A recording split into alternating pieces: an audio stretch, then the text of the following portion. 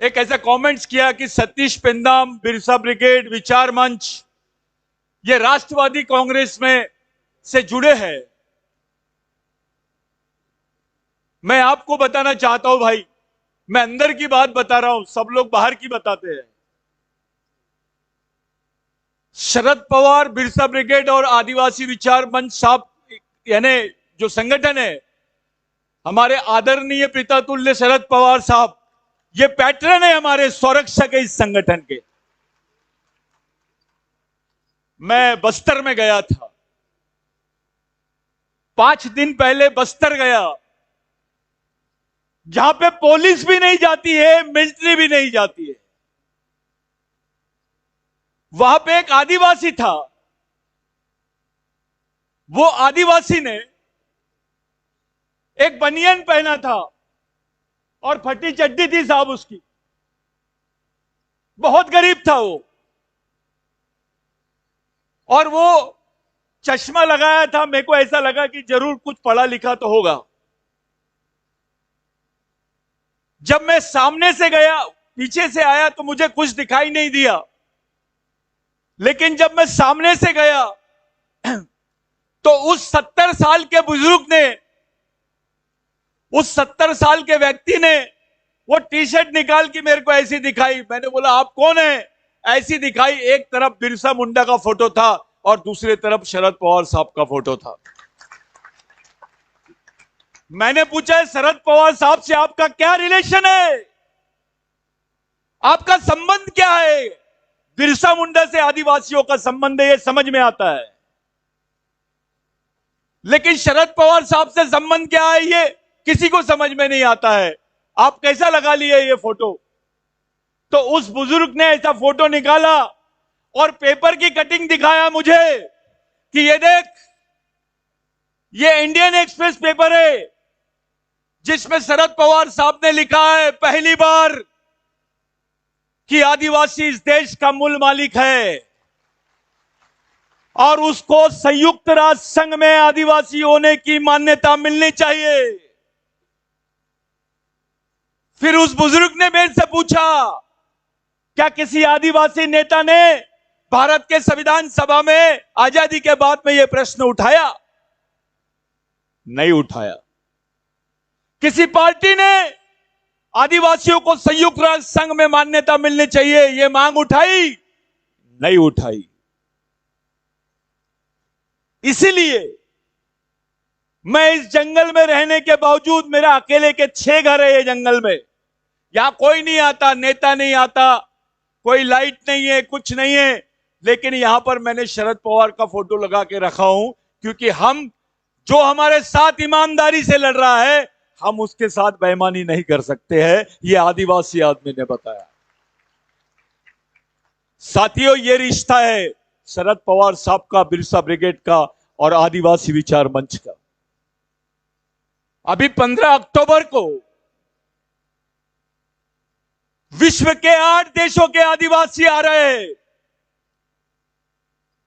और भारत के 21 राज्य के आदिवासी प्रतिनिधि नागपुर में आ रहे हैं इंटरनेशनल कॉन्फ्रेंस के लिए। आजादी मिलने के बाद, 1993 के बाद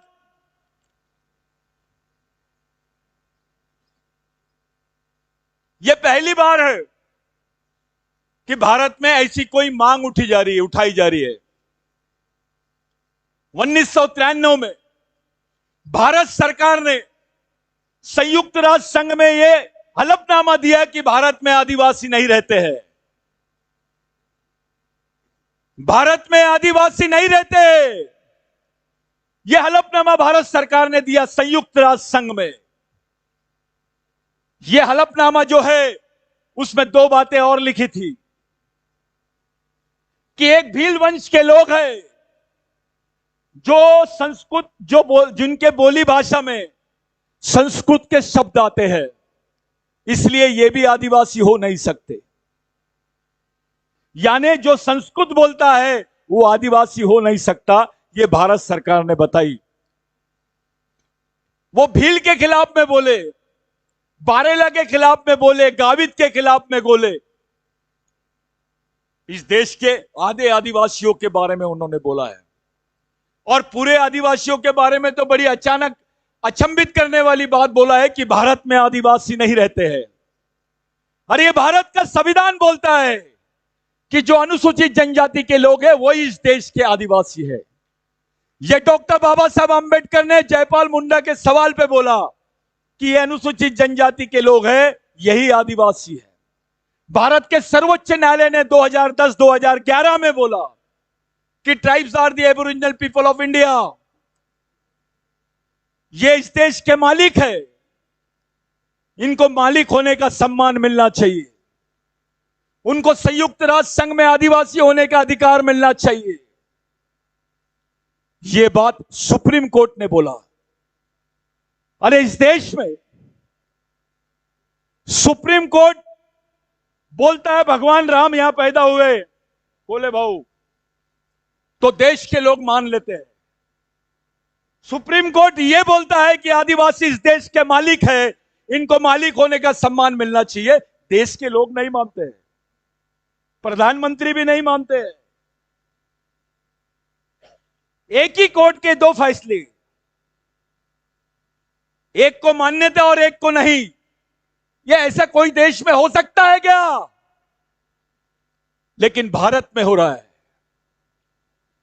इसी बात को लेकर नागपुर में आने वाले 15 अक्टूबर को अंतर्राष्ट्रीय सम्मेलन हम लोग ले रहे भाई, जिसका नेतृत्व शरद पवार साहब करने वाले, हमारे पैट्रॉन करने वाले हैं, जिसमें भारत के 19 राज्य के लोग आएंगे, विश्व के 8 देशों के लोग आएंगे, और वीडियो कॉन्फ्रेंसिंग में करीब करीब 6 देशों के लोग आपके साथ में रहेंगे।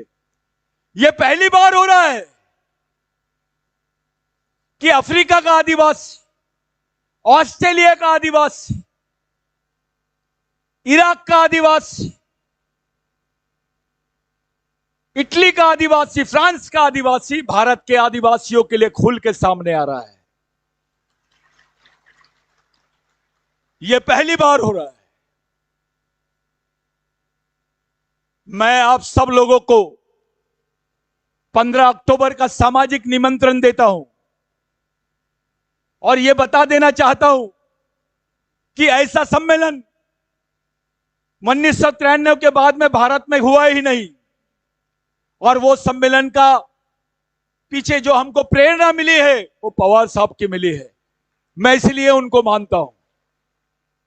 साथियों, जिस जगह पे हम लोग आए हैं, जिस कोली चबूतरा के बारे में हम लोग बात कर रहे हैं, पूरे शिवाजी महाराज की हिस्ट्री में, शिवशाही की हिस्ट्री में मेरे को एक उदाहरण बता दीजिए कि 150 आदिवासियों को खुलेआम कत्लेआम किया गया। बोले भाऊ, 150 आदिवासियों को खुलेआम मारा गया, उनकी गर्दनें काटी गई और उस चबूतरे पे ले जाके रखा गया। जब वहां से आदिवासी हटे तो सत्ता मुगलों की आना चाहिए था, लेकिन वहां पर पूरा साम्राज्य पेशवाइयों का कैसे हुआ? कैसे हुआ? किसने मारा आदिवासियों को? क्यों मारा गया? ऐसी हत्या शिवाजी महाराज और संभाजी महाराज के मानने वालों को पहली बार हुई है इतिहास में। ऐसा क्या था कि आदिवासी को ही मारा गया? इस बात पे कोई बात नहीं करता है। शिवाजी महाराज पर जो हिस्ट्री बनाई गई है उसमें से आदिवासी बाहर है। किला आदिवासियों का, लोग आदिवासी, उसके सैनिक आदिवासी और राजा शिवाजी। यह उदाहरण आपको देश में कहीं देखने नहीं मिलता है। आप यहां का हिस्ट्री निकालिए। जो शिवाजी महाराज की किसान सेना थी वो आदिवासियों की सेना थी। जो शिवाजी महाराज के कार्यकाल में फारसी में वो जो चलता था, यानी आपका पूरा शासन का काम चलता था, संभाजी महाराज और यहां के महादो कोड़ी आदिवासी, वारली आदिवासी, ठाकर आदिवासियों ने एक सजेशन प्रस्ताव पास किया शिवाजी महाराज के सामने कि जो राज्य की भाषा है वो प्राकृत होनी चाहिए। और जब प्राकृत भाषा आई तो पूरे राज्य के लोग शिवाजी महाराज के साथ में खड़े हुए। शिवाजी महाराज ने संस्कृत भाषा की बात नहीं की थी, प्राकृत भाषा की बात की थी। संस्कृत और प्राकृत में फर्क है। और जिसको मराठी बोला जाता है, यह मावड़ी भाषा है, यह आदिवासी भाषा है। यह इस देश की सबसे बड़ी भाषा है, जिसको स्टेट का रिकॉग्निशन होना चाहिए, लेकिन इसको एबोरिजिनल लैंग्वेज के रूप में भी रिकॉग्निशन होना चाहिए। यहां के मराठा भाई को पता चलना चाहिए वो किसका वंशज है। यहां के बहुजन भाई को मालूम होना चाहिए वो किसका वंशज है। यहां के दलित भाई को मालूम होना चाहिए वो किसका वंशज है। यहां के क्रिश्चियन को, यहां के मुस्लिम भाई को, यहां के सिख भाई को मालूम होना चाहिए वो किसका वंशज है। ये वनवासी वनवासी का कार्यक्रम बहुत अलग है। जिस दिन आदिवासी वनवासी हो जाएगा, यहां का मराठा, यहां का ओबीसी, यहां का दलित, यहां का अल्पसंख्यक स्वर्गवासी हो जाएगा। आपकी कल्चरल हिस्ट्री खत्म हो जाएगी, आपको कोई नहीं पहचानेगा। आज जो अमेरिका का आदिवासी आपके साथ खड़ा होना चाहता है, वो केवल एक आदिवासी नहीं, यहां के मूलवासियों के साथ में खड़ा होना चाहता है।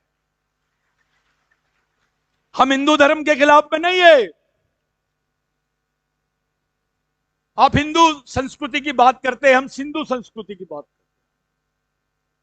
अरे जो पहले है, शिवाजी महाराज ने हर हर महादेव क्यों बोला? उस वक्त दूसरे भगवान का प्रचार नहीं चल रहा था क्या? महादेव क्यों बोला? आपको समझ में आना चाहिए। ये महादेव कोड़ी, हर हर महादेव, क्या संबंध था उसका? हड़प्पा मोहनजोदारो की जो संस्कृति थी, उसकी भाषा प्राकृत थी। अभी तक के संस्कृत भाषा में मोहनजोदारो हड़प्पा की जो लिपि है उसको पढ़ नहीं पाए, लेकिन मैं मराठी मावली भाषा में पढ़ सकता हूं। उस पर भगत का रिसर्च है। मैं गोंडी भाषा में पढ़ के बताता हूं आपको, महादेव कोड़ियों की भाषा में, भिल्ली भाषा में पढ़ के बताता हूं, कोरकू भाषा में पढ़ के बताता हूं आपको, वारली भाषा में, ठाकर भाषा में पढ़ के बता सकते हैं। ये हम चैलेंज करते हैं। ऐसी क्या बात है कि 1993 में गवर्नमेंट बनी और इन्होंने प्रस्ताव भेज दिया कि भारत में आदिवासी नहीं रहते हैं। भारत में आदिवासी नहीं रहते का मतलब यह होता है कोले भाऊ कि भारत में आदिवासी वंशज नहीं रहते हैं। आप भी नहीं रहते हैं। अगर आप हिंदू हैं तो रहते हैं, लेकिन जिस दिन आप बोलेंगे मैं मराठा हूं, मैं ओबीसी हूं, मैं आदिवासियों का वंशज हूं, उस दिन आप भी नहीं है। जिस दिन आदिवासी वनवासी, उस दिन बाकी सब स्वर्गवासी। यह सच्चाई है। जो शिवाजी महाराज की किसान सेना थी, वो मावलों की सेना जो थी, वो आदिवासी सेना थी। सच्चाई है। शिवाजी महाराज को बचाने वाले लोग, उनको मालूम था कि अब हम मरने वाले हैं, बावजूद उसके उसको बचाने के लिए शिवा नाई नाम का व्यक्ति जाता है। वो शिवा नाई नहीं था, सलून वाला नाई नहीं था,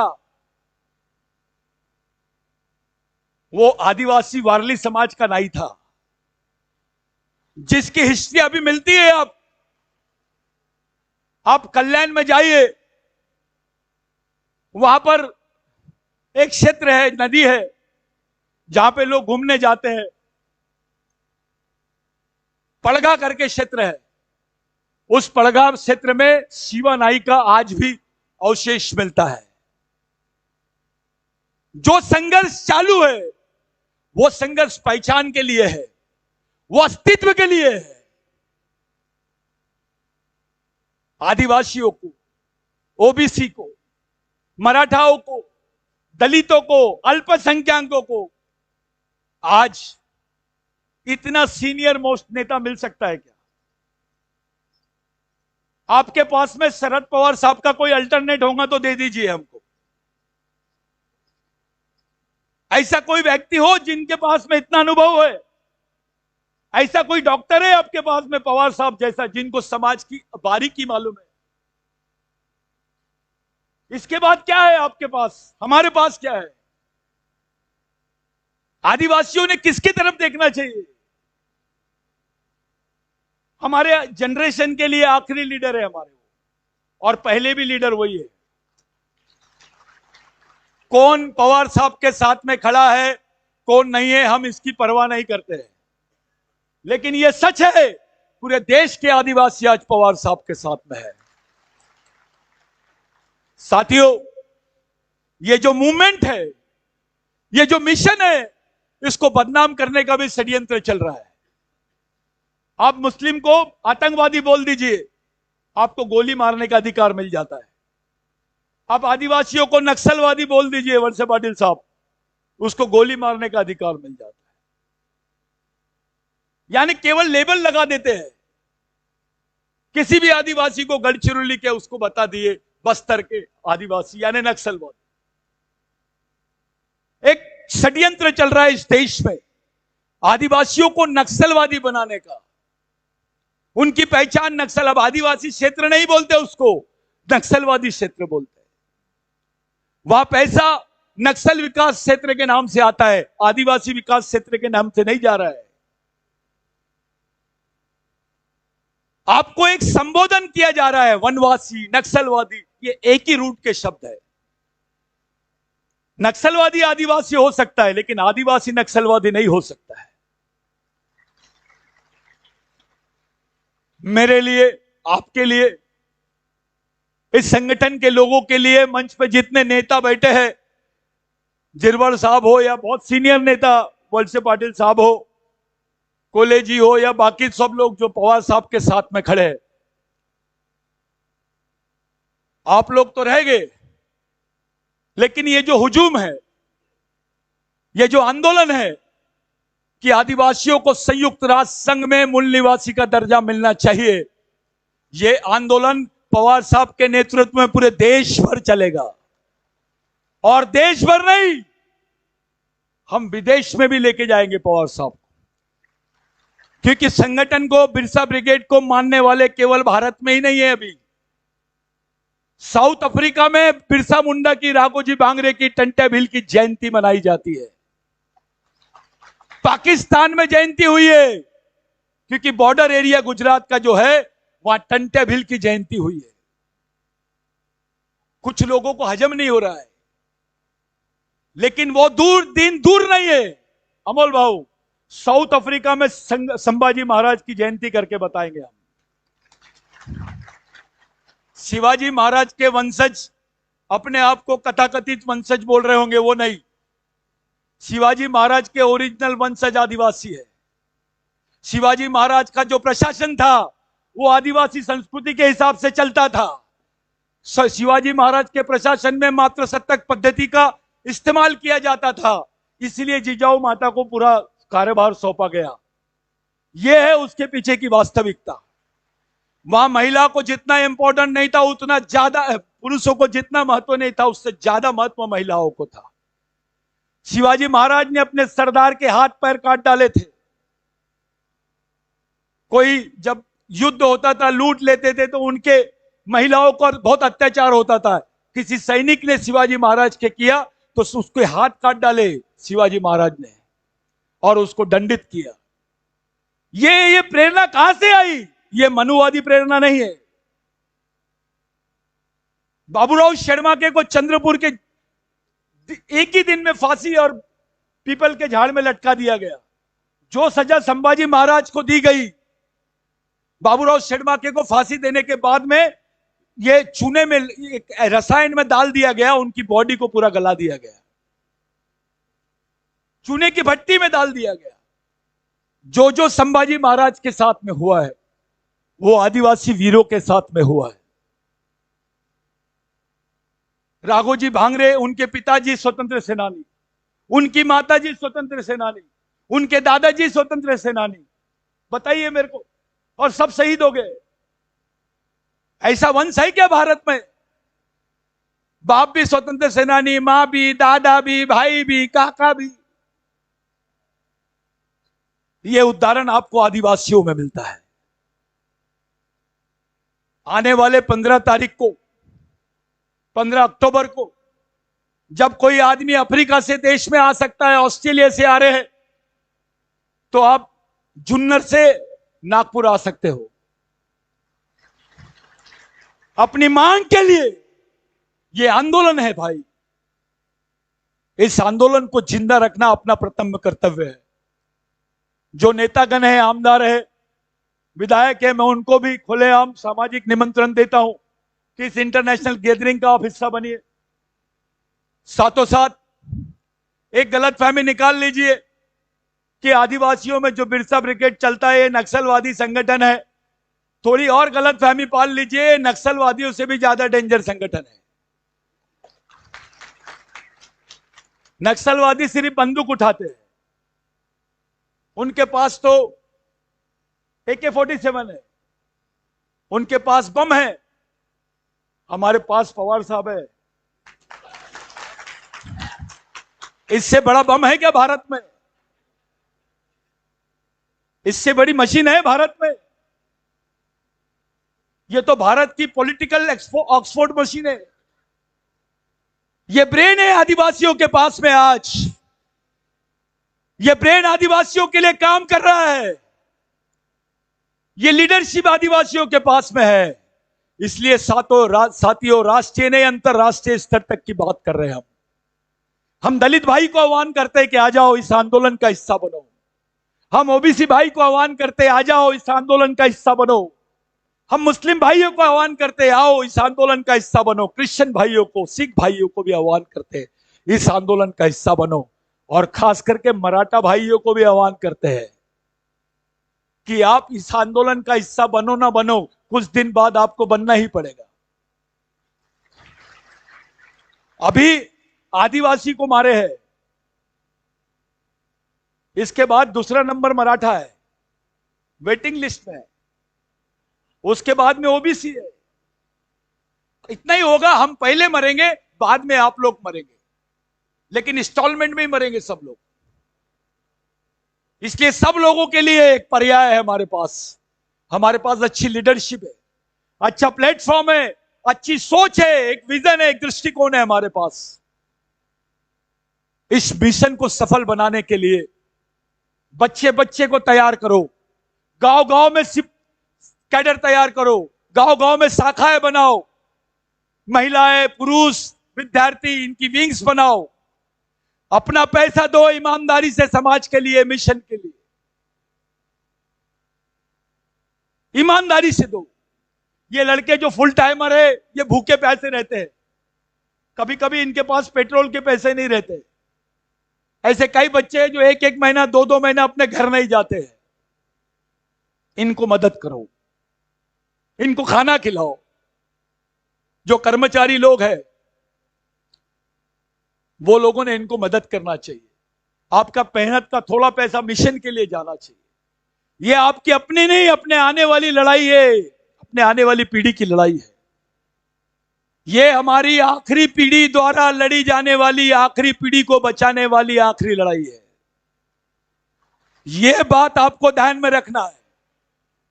यहां पे लड़ाई के मैदान में कोई नेता नहीं रहता, कोई अधिकारी नहीं रहता, सब समान होते हैं, सब सैनिक होते हैं।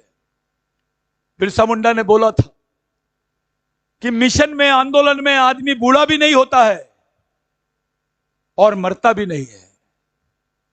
राघोजी भांगरे ने भी यही बोला, छत्रपति संभाजी महाराज ने भी यही बोला। क्योंकि संभाजी महाराज के साथ में मरने वालों की जो उम्र थी 83 साल, 76 साल, ये उम्र के लोग संभाजी महाराज के साथ में मरे, वो आदिवासी थे। एक आंदोलन की जरूरत है, ये हम सब लोगों के लिए इशारा है। मैं ज्यादा समय नहीं लेता हूं क्योंकि हमारे बीच में पवार साहब आने वाले हैं। एक आप लोग आए, आप लोगों ने इसको संयुक्त रूप से इतना अच्छा कार्यक्रम किया। किसी ने कलेक्शन नहीं दिया होगा, ईमानदारी से कलेक्शन देना। कोई किताबें नहीं खरीदा होगा, ईमानदारी से किताबें खरीदना। पढ़ने की, लिखने की और लड़ने की आदत डालो। जो बच्चों ने मेरे पास कविता दिए थे, माफ करना मैं नहीं पढ़ पा रहा हूं भाई, कुछ कारण है, लेकिन मैं अपनी मैगजीन में इसको जरूर छपवाऊंगा, आपको भेजूंगा। जितने आयोजक लोग हैं, इनको बहुत तकलीफ होती है, अधिकारियों से, कर्मचारियों से विनंती है, दिल खोल के काम करो, मेहनत करो, उनको पैसा भी दो, तन मन धन से सहयोग करो, ज्यादा घमंड मत करो। मैं अधिकारी हूं, मैं अध्यक्ष हूं, मैं सचिव हूं, अपने घर में रख के आओ। समाज के सामने सब समान होते हैं। यहां आप देखते हैं जादव जैसा अधिकारी, बहुत सारे कर्मचारी अधिकारी है यहां पे, सतरंजी उठाते हैं, बच्चों को पानी पिलाने जाते हैं, जो आईएएस रैंक के ऑफिसर से। यहां शर्म मत करो मिशन में काम करते वक्त, यह पवित्र काम है। आप लोगों से विनंती है, पूरी ईमानदारी के साथ हम लोग शांत चित्त से पवार साहब को सुनेंगे। मैं यही आप लोगों से विनंती करता हूं और 15 तारीख के लिए सबको मैं सचेत करता हूं, सामाजिक आमंत्रण देता हूं।